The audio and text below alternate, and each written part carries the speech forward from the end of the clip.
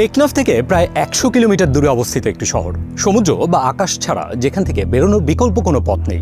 দ্রব্যমূল্যের ঊর্ধ্বগতি ভয়াবহ। মাংসের দাম ৬ মাসে বেড়েছে ৬ গুণ। বেড়েছে ভিক্ষাবৃত্তি ও যৌন পেশার ভিড়। দিনে দুপুরে হচ্ছে ডাকাতি। হতাশায় শহরটির কেউ কেউ বেছে নিচ্ছেন স্বেচ্ছা মৃত্যুর পথ। শহরটির নাম সাইতোয়ে। কালাদান নদীর মোহনায় বঙ্গোপসাগরের কোল ঘেঁষে এটির অবস্থান। বাংলাদেশের ঠিক ওপারে মিয়ানমারের রাখাইন রাজ্য। সাইতোয়ে এই রাজ্যটির রাজধানী। রাখাইন ভাষায় সাইতোয়ে নামের অর্থ যেখানে যুদ্ধের মিলন ঘটেছিল। মিয়ানমারের জান্তা সরকার দেশটির কিছু অঞ্চল নিজেদের নিয়ন্ত্রণে রাখতে পারলেও রাখাইন রাজ্যের ১৭টি শহরের মধ্যে ১৪টি এখন তাদের হাতছাড়া। দখল করে নিয়েছে জাতিগত বিদ্রোহী গোষ্ঠী আরাকান আর্মি। ৪০,০০০ যোদ্ধা নিয়ে এই আরাকান আর্মি আজ পরিণত হয়েছে মিয়ানমারের সবচেয়ে বড় জাতিগত সশস্ত্র শক্তিতে।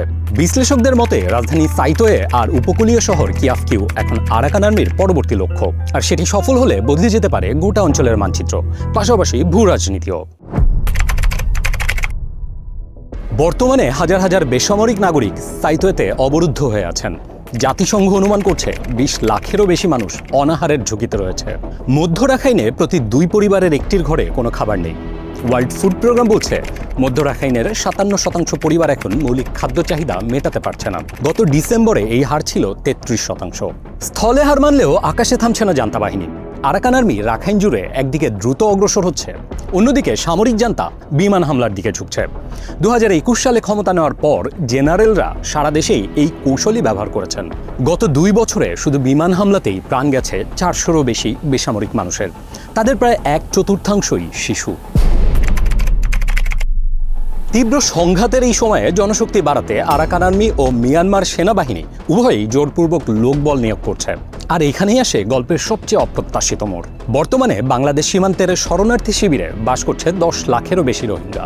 জাতিসংঘ জানাচ্ছে গত ১৮ মাসে ১.৫ লাখেরও বেশি রোহিঙ্গা বাংলাদেশে নতুন করে পালিয়ে এসেছে। ২০১৭ সালে যে সেনাবাহিনীর নির্যাতনে ৭ লাখেরও বেশি রোহিঙ্গা প্রাণ বাঁচাতে পালিয়ে আশ্রয় নিয়েছিল বাংলাদেশে, আজ সেই একই সেনাবাহিনী রাখাইনে রোহিঙ্গাদের হাতে তুলে দিচ্ছে অস্ত্র। লড়তে বলছে আরাকান আর্মির বিরুদ্ধে। তবে বিশ্লেষকরা বলছেন এতে উল্টো ফল হতে পারে। এতে রোহিঙ্গাদের ঘরে ফেরার স্বপ্ন আরও দূরে সরে যেতে পারে। বাংলাদেশও এই উত্তেজনার বাইরে নয়। বাংলাদেশ মিয়ানমারের পুরো সীমান্ত এখন আরাকান আর্মির নিয়ন্ত্রণে। ফলে রোহিঙ্গা প্রত্যাবাসনের টেবিলে জান্তা সরকারের সঙ্গে বিদ্রোহী আরাকান আর্মির সঙ্গে বসতে হচ্ছে বাংলাদেশকে। বাংলাদেশ চায় আরাকান আর্মি তাদের নিয়ন্ত্রণে থাকা রাখাইনে রোহিঙ্গাদের ফেরত যাওয়াকে অনুমোদন করুক। ইন্টারন্যাশনাল ক্রাইসিস গ্রুপ বলছে রোহিঙ্গা সশস্ত্র গোষ্ঠীগুলো ধর্মীয় বয়ান ব্যবহার করে বাংলাদেশে থাকা শরণার্থীদের আরাকান আর্মির বিরুদ্ধে সংগঠিত করছে।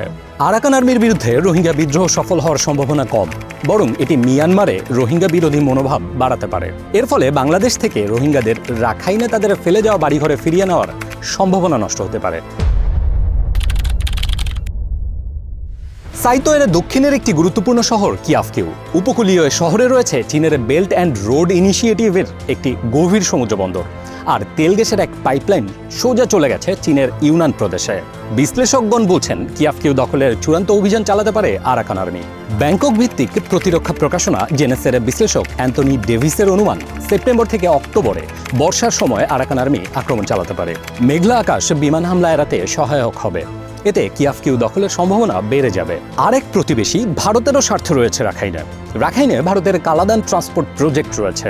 ভারত নির্মিত সাইতোয়ে বন্দর ও আরাকান আর্মি নিয়ন্ত্রিত অঞ্চলের মধ্য দিয়ে প্রবাহিত নদীপথের মাধ্যমে ভারতের প্রত্যন্ত উত্তর পূর্ব অঞ্চলকে বঙ্গোপসাগরের সঙ্গে জুড়তে চায় ভারত। এই প্রকল্প বাংলাদেশকে এড়িয়ে ভারতকে মিয়ানমারের সঙ্গে বিকল্প বাণিজ্য পথ সৃষ্টির সুযোগ করে দেবে। বিশ্লেষকদের অনুমান প্রায় ৩,০০০ সরকারি সেনা কিয়াফকিউ রক্ষায় নিয়োজিত রয়েছে। সঙ্গে আছে যুদ্ধবিমান, ড্রোন ও নৌবাহিনীর গোলাবারুদ। অন্যদিকে আরাকান আর্মি অন্তত ৪০,০০০ যোদ্ধা নিয়ে মিয়ানমারের বৃহত্তম জাতিগত সশস্ত্র বাহিনীতে পরিণত হয়েছে। তাদের পক্ষে প্রায় ১০,০০০ সেনা নিয়ে কিয়াফকিউতে হামলা করা সম্ভব। বিশ্লেষকদের মতে বন্দরটি আরাকান আর্মি দখলে নেওয়ার যথেষ্ট সম্ভাবনা রয়েছে। তবে সামরিক জান্তার সঙ্গে যুদ্ধ শুরুর পর সবচেয়ে গুরুত্বপূর্ণ ও ব্যয়বহুল যুদ্ধ হবে এটি।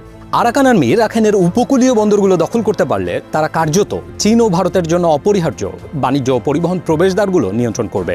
এই প্রভাবের কারণে বন্দরগুলো তাদের কাছে তুরুপের তাস হয়ে দাঁড়াবে। মিয়ানমারের অন্য কোনো বিদ্রোহী গোষ্ঠীর হাতে এমন কিছু নেই। অ্যান্থনি ডেভিস বলছেন এটি হলে আরাকান আর্মি সমর্থিত আরাকান পিপলস রেভলিউশনারি গভর্নমেন্ট আঞ্চলিক ক্ষমতার কেন্দ্রবিন্দুতে চলে আসবে।